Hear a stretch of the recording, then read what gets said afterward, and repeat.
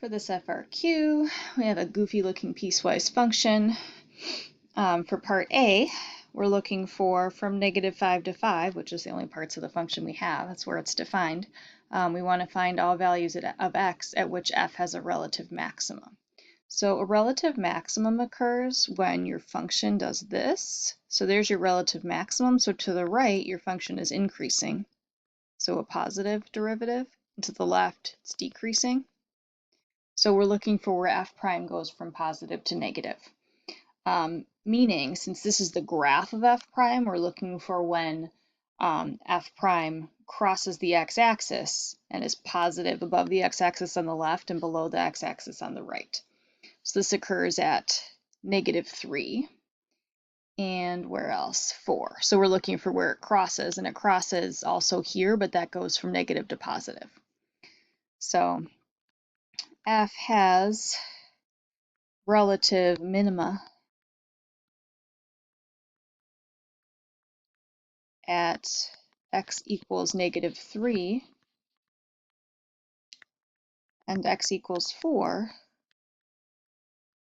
because f prime goes from positive to negative.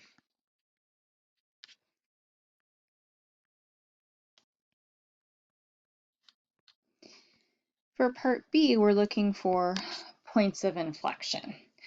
So essentially points of inflection are where f double prime of x, or just f double prime, I guess. So we're looking for f double prime changes signs.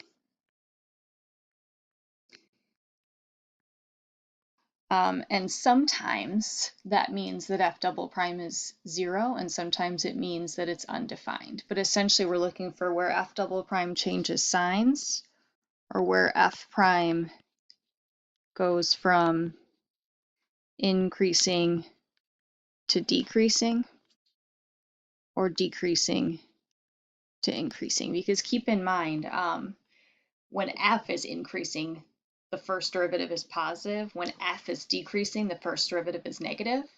And when f prime is increasing, the second derivative is positive. And when f prime is decreasing, the second derivative is negative. If that didn't quite make sense, that's okay, but hopefully it does to some of you.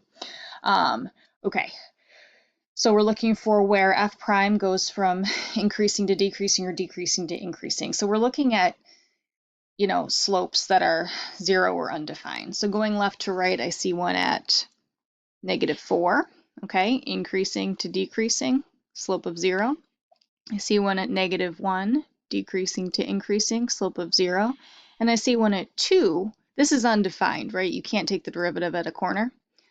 So here's another spot, okay? So f has points of inflection at x equals -4 and x equals 2 because f prime goes from increasing to decreasing.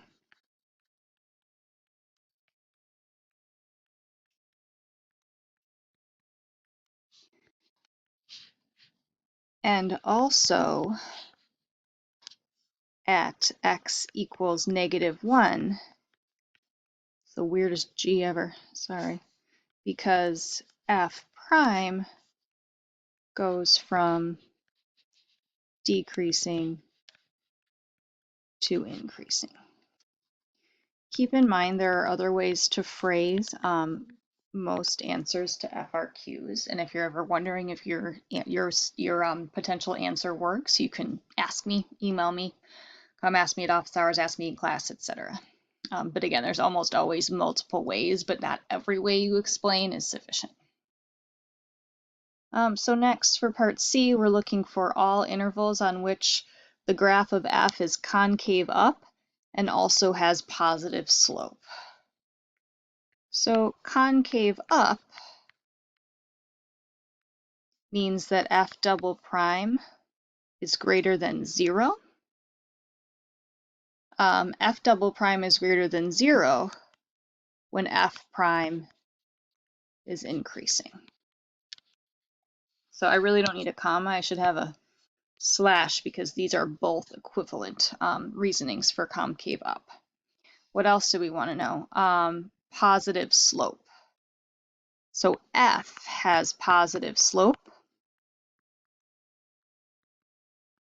when F prime is positive.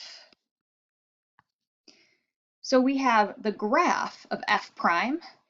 So let's go for, so we could talk about where F double prime is greater than 0. We don't actually have that. So let's look for where F prime is increasing and positive. So if we look at our graph, where is this function, this derivative function, increasing and positive?